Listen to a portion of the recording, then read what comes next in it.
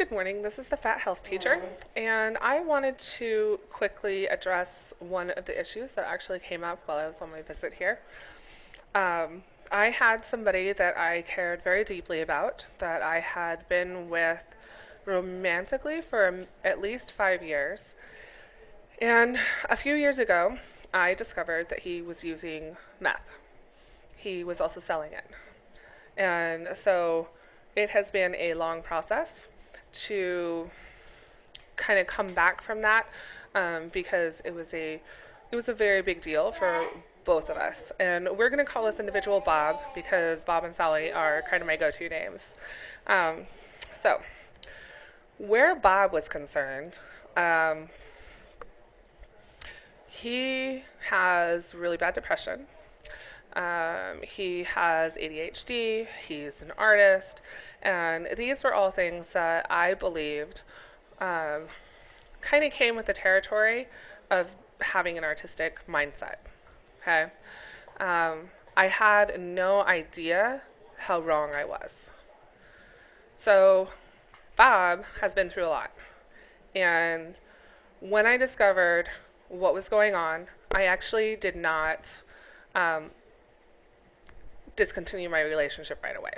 Uh, I wanted him to get help. I wanted him to stop what he was doing. And that's kind of what I communicated to him. And I said, look, we've got a lot of time invested. I want to help you. And what was happening is that I was getting pushed further and further away. Okay? Every time I attempted to reach out, I was rebuffed. And so eventually I just stopped reaching out. Okay? Uh,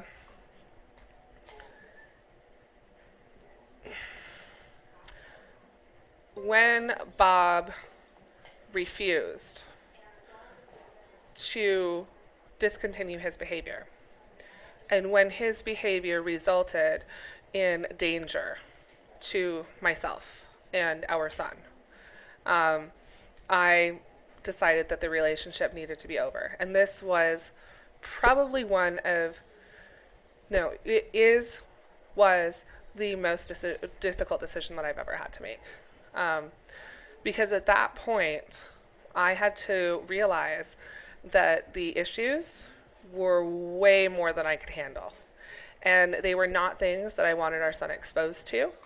I didn't want our son to have to walk around on eggshells. I didn't want him to basically have to parent Bob. Um, and this was a really big deal. It was so hard to walk away. And if you talk to Bob, and he has told me this, then you will know that he feels that I betrayed him and that I abandoned him. Okay? To him, that's exactly how it looked. What he didn't see is how hard it was for me to walk away, how much I struggled, the panic attacks, the depression, all of that existed. And it was, the best way for me to put this is that I like to see the best in people.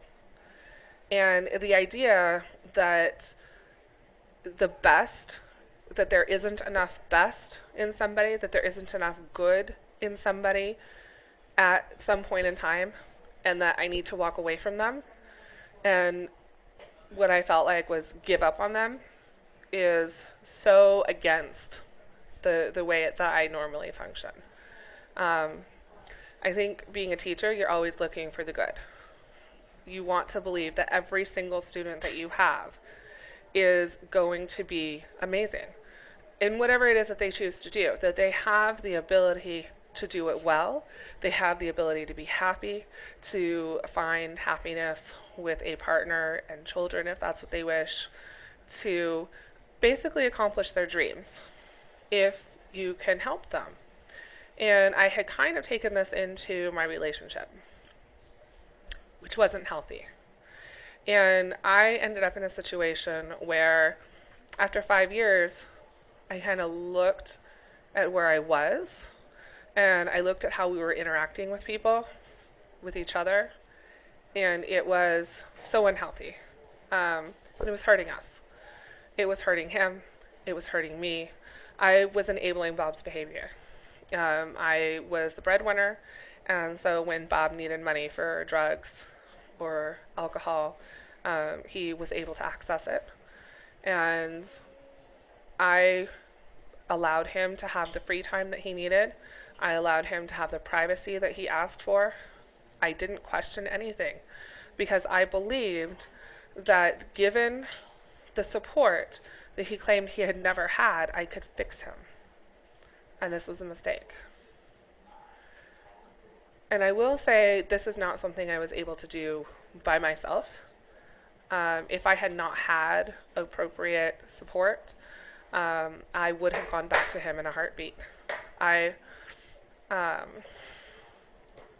had to put distance between us in order to make sure that I didn't allow myself to go back. Because I knew that if I allowed our relationship to restart, that it would be that much harder to walk away the next time. And I didn't have confidence that there wouldn't be a next time. Now, it turns out that Bob's problems were not new. And this was something that I had been unaware of. I found out about a year after we separated that he had been using drugs for most of our relationship. I knew that he had had issues with drinking, and I honestly believed that that was his only problem. But it turned out that he was using other drugs. And then he substituted one drug for another. And he was seeing a counselor, which I knew about. He was on medication to help with his depression and his ADHD. And for a few months, I thought that things were amazing. This was about 6 months before everything came to a head. So I've gotten a little sidetracked, but know that if you are dealing or if you are in a relationship with somebody who has an addiction, whether it be a romantic relationship or a familial or a best friend type situation, it's really hard. And the best thing that you can do for yourself is set boundaries. You want to help them and you want to be there for them and you want them to succeed, but you have to understand that it has to come from them. And if they're not willing to put in the work, you cannot do it for them. Bob has hit bottom, I don't know how many times since we separated. He has been to rehab. He's been out of rehab.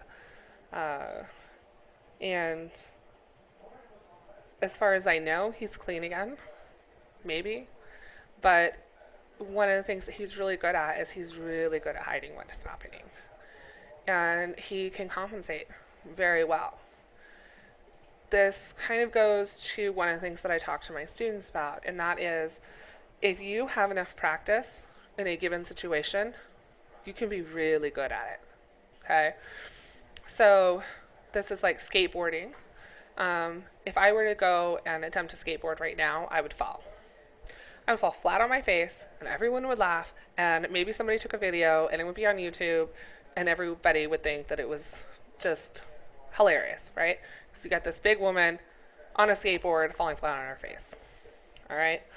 But if I didn't quit, and if I kept getting on that skateboard, and I kept trying, and I tried and tried and tried and tried again and again and again, I have confidence that eventually I would be able to ride it. And perhaps if I put in the work, I would be able to do some tricks. Okay? I probably would not be Tony Hawk, but I would be able to do something fun. Well, where alcohol is concerned, this is similar. Okay? The first time you drink, you are a fool. You don't know what to expect. You're not sure what to do. And it's very obvious that you've been drinking. But if you have a lot of practice being drunk, if you drink often, then you become what some people consider a functioning alcoholic, where for all intents and purposes, when you look at somebody, you can't tell that they're drunk. Okay? In this case, Bob was one of those people. I watched him put away, 8 drinks in a couple of hours. And then he would say that he was okay to drive. And he would show off that he was okay to drive by walking a straight line, by closing his eyes and touching his nose, by standing with one foot, a foot in the air. So he was standing on one leg. He would do the alphabet backwards. He would do all kinds of stuff. But it wasn't an indication of sobriety. It was an indication of practice. He'd had so much practice being intoxicated that he was really good at functioning in those situations.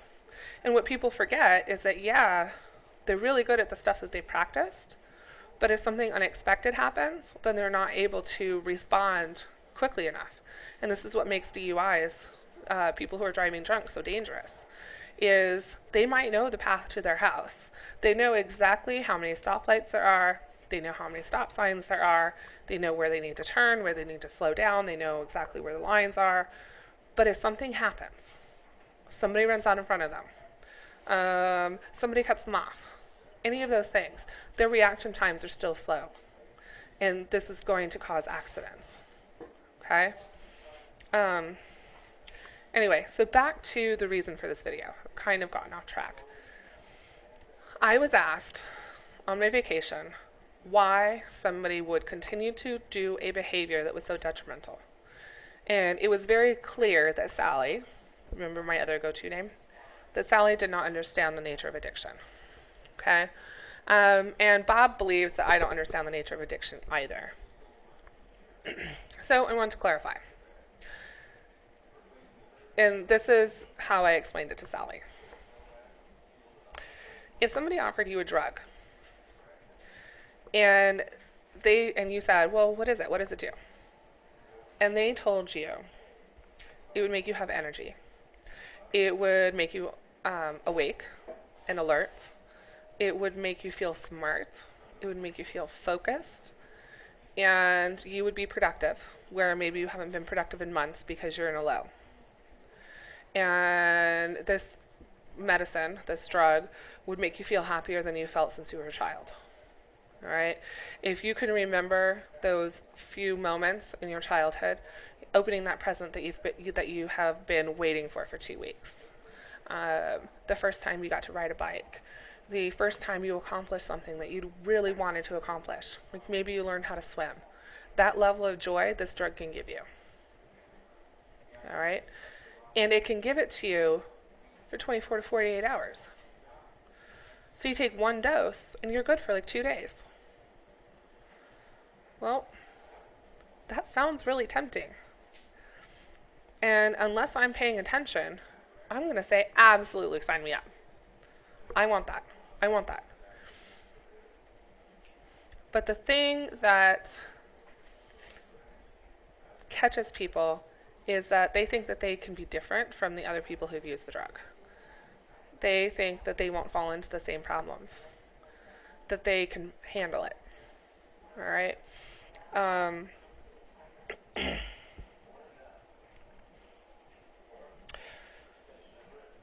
With this drug, and I'm speaking at this point about methamphetamine, you feel amazing. You're happy. Things feel better. You're focused. You feel like a genius, as I've said. And when you have something that helps you feel that way, when you suffer from depression that is so bad that you can't even get out of bed,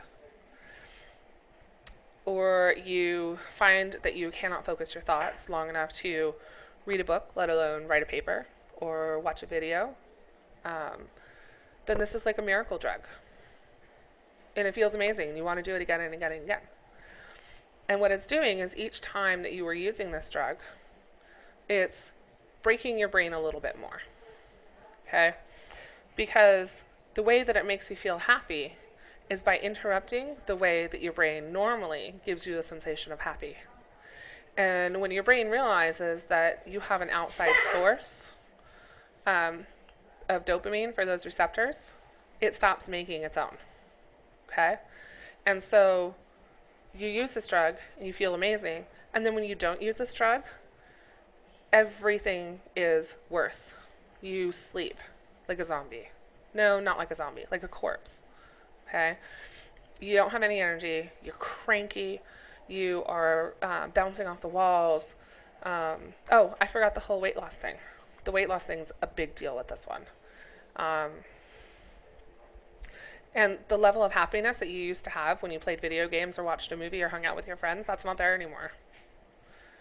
If you don't have the drug, like, you can't be happy. And so saying that somebody can just say, oh, I want to quit, is it's not realistic, because this drug is awesome. And the characteristics of addiction are that even though you're aware of all the negatives, you're aware that you're losing your family. You're aware that you're unable to hold a job. You are aware that you are taking risks that are putting people in danger, that are putting you in danger, that could get you killed. Even though you're aware of those things, the benefits that you're getting out of it, the being awake, the feeling like a genius, the being able to focus, the not having to sleep, the losing weight, all of those things outweigh the negatives for you. And so you put getting the drug and using the drug above everything. You put it above family. You put it above jobs. You put it above everything.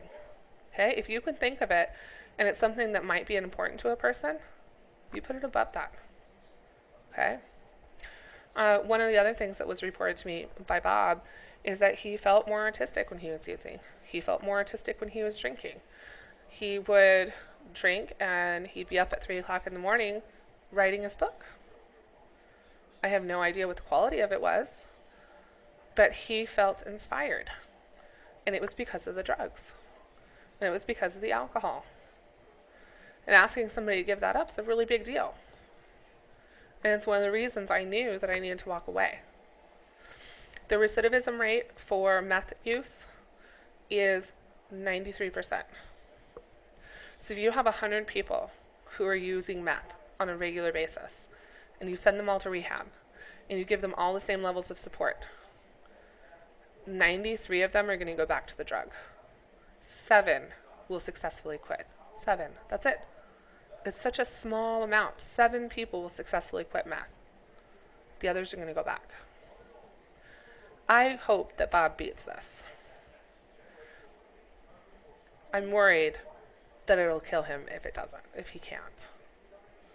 And I have to keep space between myself and him so that I'm not supporting him, so that I'm not enabling him, so I'm not making it easier for him to make the choices that are putting him in danger. I know that this has kind of been wandering and rambling, but addiction doesn't mess around. It really doesn't. And people can want to quit. And it kind of comes back to things. So we know that I'm fat. I am overweight. In fact, my grandmother's house is kind of one of the first places where I realized just how bad it was, because the mirrors in her bathroom are so not flattering, like, at all. I don't know, it must have been 4 years ago I stepped out of the bathroom and I caught myself in the mirror and I was just like, oh, when did that happen? How did I get that big? That's enough, kiddo. All right, so I've put food above being healthy. This needs to change. My mindset needs to change. I'm actually reading a book about this, and I'm going to do a review of the book once I'm done. But I'm only a chapter in, and I am taking so many notes because there's so much stuff that's relatable, and I am going to share that with you. But when we want to make change, what's familiar, what's comfortable, is what we want to keep doing. And when things get harder, we go back to what's comfortable. Okay? Changing my eating habits, not easy. So when things get hard, it's easy for me to go back to the way I used to eat. Changing my exercise habits, same thing. Okay? With Bob, not only does he have the challenge of, hey, this is the way he normally coped with things, and now that's being taken away, but he has the additional challenge of, this thing actually made him feel more powerful. It made him feel more successful. And now we're asking him to give that up, which means without it, he doesn't feel that way. He feels low. He feels like a loser. He feels like all of this stuff that he has shared with me. I'm not putting words in his mouth. Okay? So it's a challenge. You can be supportive. Set up your boundaries so you don't get hurt as much as you would. Because to be honest, it's really hard to completely disconnect. But you can do this. And if they're willing to do it, they can do it. And it's absolutely not easy. It's not easy for anyone to make big changes.